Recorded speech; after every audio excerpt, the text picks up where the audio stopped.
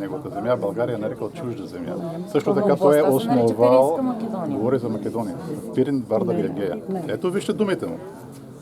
Това са негови думи и също така той е основател на македонски литературен кръжок, който се поставя за цел, ако обичате. Вашите приятели признават, че е български поет, вие не признавате. Това е явно лично. Вие не ме слушате.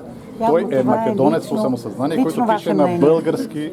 Това не е мое лично мнение. Това е мнение на колкото си искате историци. Другите не смятат такава. Кои не смятат? От сега говоря. Значи, вие не ме слушате. Той е български поет, но е македонец по самосъзнание. 30 години ви слушаме.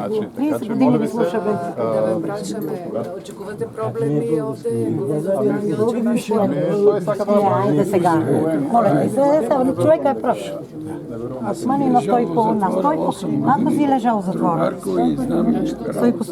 От и не ги признаете вие македонците, що в мене е фантазмагория.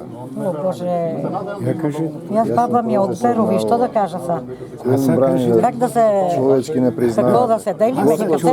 Като седнем на една маса, какво да кажем? Македонци, вие ќе кажете, що сте вие, по-примитивни. Господ напишал Македония, вие ќе кажете ка нема. Кои сте вие, бе, човече?